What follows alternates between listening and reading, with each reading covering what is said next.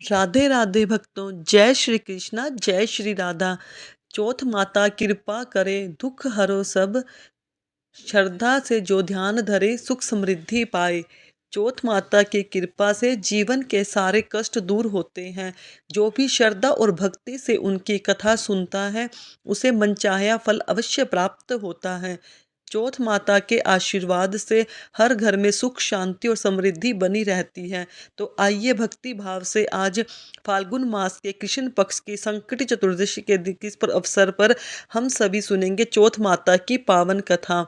हे चौथ माता, कथा को कहने सुनने और ओंकारा भरने वाले सभी भक्तों की मनोकामनाएं पूर्ण करना।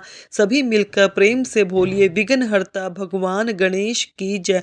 चौथ माता की जय। एक बार एक नगर में एक बूढ़ी माँ रहती थी। वह अपने बेटे को हर संकट से बचाने के लिए महीनों की चौथ का व्रत करती थी। हर चौथ को पंसारी से थोड़ा गुड़ और घी लेकर 4 लड्डू बनाती, एक बेटे को देती, एक से पूजा करती, एक हाथ का निकालती और एक चंद्रमा उगने पर खुद खा लेती। एक बार उसका बेटा ताई से मिलने गया। उस दिन चौथ का दिन था। ताई ने भी व्रत रखा था। उसने ताई से पूछा कि माँ तो 14-12 चौथ रखती है। तब ताई बोली कि तेरी माँ तेरी कमाई से माल खाने के लिए 12 चौथ करती है। तू परदेश जाए तो वह एक भी चौथ नहीं करेगी। लड़के को लगागी। ताई को सच्ची बात लगी। घर आकर उसने अपनी माँ से कहा, मैं तो परदेश जा रहा हूँ, यहाँ तू मेरी कमाई खाने पीने में उड़ा रही है। माँ ने समझाकर रोकना चाहा पर बेटा नहीं माना। माँ ने उसे हाथ ले जाने के लिए चौथ माता के आंखें दिए हुए चावल और गुड़ दिए। कहा, जहाँ तुझ पर मुसीबत पड़े तू वहां उनको लेकर बैठ जाना। एक दूसरे नगर में जा पहुंचा। उसने देखा एक बूढ़ी माँ रोती जा रही थी, पुआ पकाते जा रही थी। उसने कारण पूछा तो बूढ़ी माँ ने कहा, बेटा इस नगर की पहाड़ी पर एक दैत्य रहता है। पहले वह नगर में आकर कई लोगों को खाना खाने के लिए मार देता था। अब राजा हर घर से एक आदमी उस दैत्य के पास भेजता है और आज मेरे बेटे की बारी है, इसलिए रो रही हूँ और उसी के लिए पुए भी बना रही हूँ। तब लड़का बोला, तू पुए मुझे खिला दे, तेरे बेटे की जगह मैं चला जाता हूँ। तब बूढ़ी माँ ने खीर पुए उसे खिला दिए। खा पी कर वह सो गया। रात को राजा के सैनिक आए तो बूढ़ी माँ ने उसे भेज दिया। दैत्य के सामने पहुंचने पर उसने चौथ माता के आंखें दैत्य की तरफ फेंक कर कहा, चौथ माता अगर मेरी माँ मेरी सलामती के लिए व्रत रखती है तो दैत्य का सिर कट कर गिर जाए। तुरंत ही दैत्य का सिर कटकर गिर गया। लड़का वापस आ गया। अब राजा ने उसे उपहार देकर विदा किया। चलते हुए वह एक दूसरे राजा के नगर में जा पहुंचा। इस राज्य में आवा तभी पकता है जब एक इंसान की बलि दी जाती थी। सिपाहियों ने उसे पकड़कर आवे में चिन दिया। लड़के ने चावल के दाने डाले और कहा, हे चौथ माता, अगर मेरी माँ मेरे लिए व्रत करती है तो यह आवा मेरे लिए मेरी बलि के बिना लिए ही झट से पक जाए। आवा तुरंत पक गया। आवे में से मिट्टी की जगह सोने चांदी के बर्तन निकले। लड़का बोला, बर्तन धीरे धीरे निकालना, नहीं मुझे लग जाएगी। राजा ने उसे निकलवाया और उसने पूछा कि इस आवे में से तुम कैसे बच गए। लड़के ने बताया कि मेरी माँ मेरे नाम के चौथ के व्रत करती है, व्रत के कारण ही मैं बच पाया। राजा को विश्वास नहीं हुआ। उसने एक चांदी की सुराही मंगवाई और कहा कि सुराही की नली से निकल कर दिखाओ, तभी मुझे विश्वास होगा। लड़के ने चौथ माता को एक बार फिर से याद किया, चावल सुराही में डाले और कहने लगा, मैं भंवरा बनूं सुराही से निकलूं। लड़का भंवरा बनकर तुरंत सुराही से निकल गया। अब तो राजा ने प्रसन्न होकर राजकुमारी का विवाह उसके साथ कर दिया और सभी लोगों को चौथ माता का व्रत करने के लिए कहा। इधर उधर सब लड़कों को अपनी माँ की याद आई। उसने राजा के पास जाकर खुद के नगर जाने की इच्छा जाहिर की। राजा ने रथ, हाथी, घोड़े और खूब सारा दान देश देकर उन्हें विदा कर दिया। चौथ के दिन वह लड़का अपने नगर पहुंचा।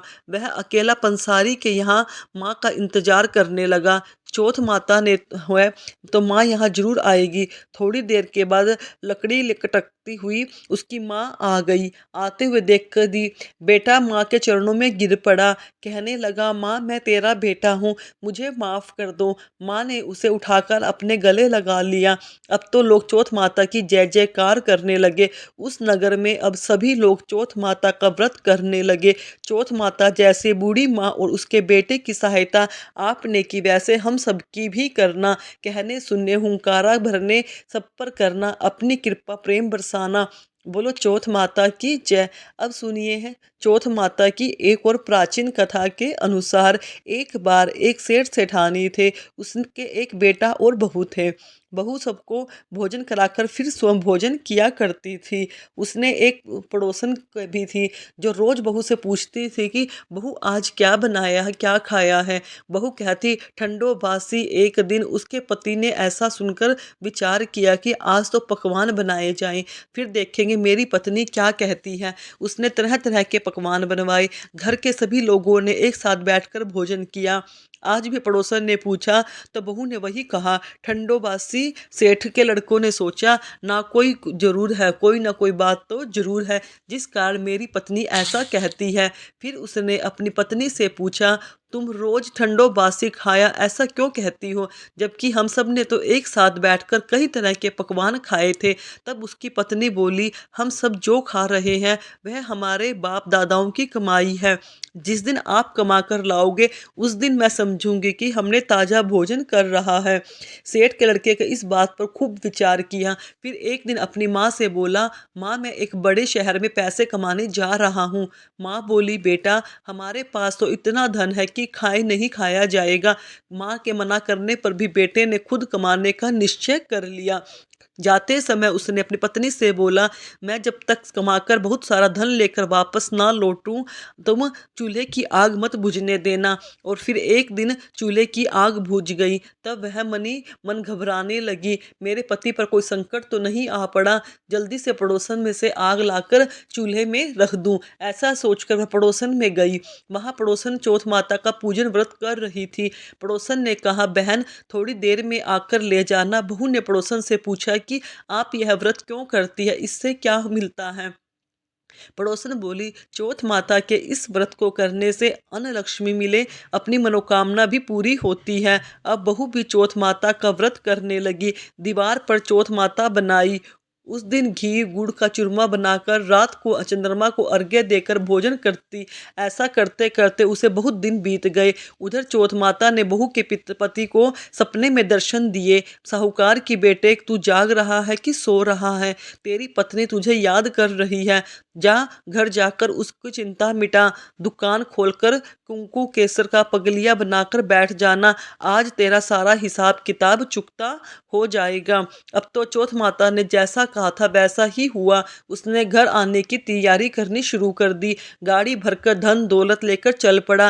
रास्ते में एक बड़ा सा काला नाग फन फैलाए बैठा था और बोला आज मैं तुझे डसूंगा, छोड़ूंगा नहीं, तेरी उम्र पूरी हो गई है। सेठ का लड़का बोला आज चौथ माता ने मुझे सपना दिया कि मैं अपनी पत्नी से मिलने जा रहा हूँ। वहाँ मेरी पत्नी मेरा इंतज़ार कर रही होगी, बहुत चिंता कर रही होगी। मैं उससे मिलकर जरूर वापस आऊँगा, तब मुझे लाना। नाग बोला तू अगर इस शपथ लेकर जाओगे कि मैं तुम्हारे जाने दूंगा, अगर तुम लौटकर नहीं आए तो मैं तुम्हारे घर पर आकर ही तुम्हें डस लूंगा। इस प्रकार साहूकार का बेटा सांप को वचन देकर अपने घर पहुंच गया। वहां सभी को हंसी खुशी से मिला। भोजन करने के लिए फिर एक कोने में उदास होकर बैठ गया। उसने पत्नी ने उदासी का कारण पूछा तो पति ने काले नाग वाली बात बताते हुए कहा अगर मैं उसके पास नहीं जाऊंगा तो वह घर आकर ही मुझे डस लेगा। पत्नी बहुत चतुर थी, बोली आप घबराओ नहीं, लेट जाओ, मैं एक उपाय करती हूँ। पत्नी ने कमरे की बात पेड़ी धोई। पहली पेड़ी पर रेत, दूसरी पर इत्र, तीसरी पर गुलाल फूल, चौथी पर कंकु केसर, पांचवी पर लड्डू पेठा, छठी पर गादी गलीचा और सातवें पेड़े पर दूध से भरकर कटोरा रख दिया। इस प्रकार वह सातों ही पैड़ी सजाकर बैठ गई। आधी रात होते ही वह नाग आकर पड़ी चढ़ने लगा। पहली पड़ी पर रेत में लेट गया, कहने लगा कि सेठ की बहू ने आराम तो बहुत दिया लेकिन क्या करूं, वचन से बंध कर आया हूं, इसलिए डस होगा। मैं ज़रूर इस प्रकार सातों ही पड़ी में वह नाग आराम करता हुआ और कहता कि डसूंगा जरूर। मन में विचार था, अगर मैं नहीं बचा पाया फिर कौन मानेगा। अब तो गणेश जी चंद्रमा की और चौथ माता ने साहूकार के बेटे को बचाने का विचार किया। चंद्रमा जी ने उजाला कर दिया, चौथ माता ढाल बनकर खड़ी हो गई। गणेश जी ने तलवार लेकर नाग को मार दिया। ढाल से ढक दिया। बहू भी थकी हारी सो गई। दिन हुआ तो लोग बेटे से मिलने आए, परंतु बेटा बहू तो उठे ही नहीं थे। बहुत देर तक हो गई। माँ ने उन्हें उठाने के लिए गई। माँ ने सातों पड़ियों पर जो कुछ देखा तो घबरा गई और जोर से बेटे बहू का आवाज लगाई, बेटा बहू उठो तो देखो कि एक ढाल तलवार वहां पड़ी है। अब ढाल उठाई तो वही काला नाग मरा हुआ पड़ा था।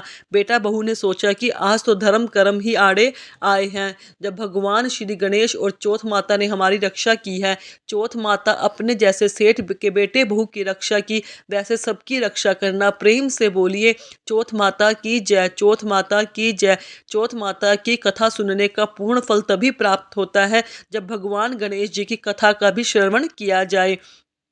तो अब सुनिए गणेश भगवान की कथा। एक बार गणेश भगवान एक छोटे से बालक का रूप धरकर चिमटी में चावल और चमचे में दूध लेकर धरती लोक पर आए और वहां आने पर एक गांव में गए जहां पर हर किसी कोई कह रहे थे कि कोई मेरी खीर बना दो, कोई मेरी खीर बना दो।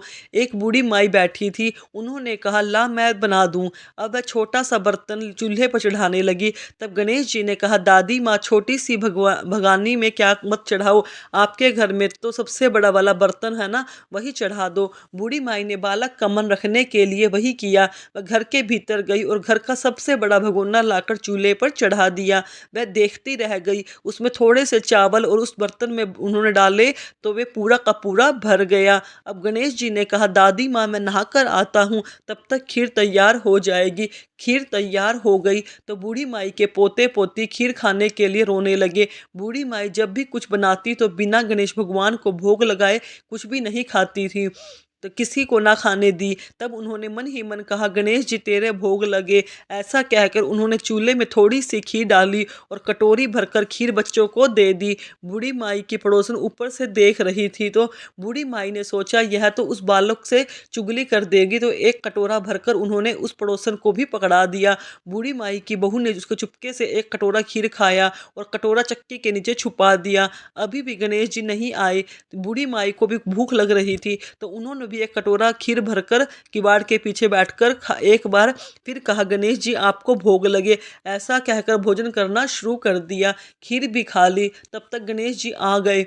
बुढ़िया माई ने कहा आज गणेश खीर खा ले, मैं तेरे लिए राह देख रही थी। गणेश जी ने कहा दादी माँ मैंने तो पहले ही खीर खा ली। बूढ़ी माई ने कहा खीर कब खा ली, अरे कब खाई तूने, कहाँ था। तो गणेश जी ने कहा जब तुम्हारे पोते पोती ने खीर खाई तब खाई, जब तुम्हारी पड़ोसन ने खाई तब खाई, जब तुम्हारी बहू ने खाई तब खाई मैंने, और जब तुमने खाई तो पूरा पेट ही भर गया, पूरा पेट भर गया। बूढ़ी माई ने कहा बेटा सारी बात तो सच है, पर बहू बिचारी का नाम मत ले लो, वो सुबह से काम में लगी है, फिर भला उसने खीर कब खाई। तब गणेश जी ने कहा अरे दादी चक्की के नीचे देखो तो झूठा कटोरा पड़ा है, तो तुमने तो मुझे भोग लगाया लेकिन तुम्हारी बहू तो वैसे ही खा गई। बूढ़ी माई ने कहा अच्छा बेटा घर की बात है, घर में ही रहने दो, अब बताओ तो जरा यह बची हुई खीर का मैं क्या करूं।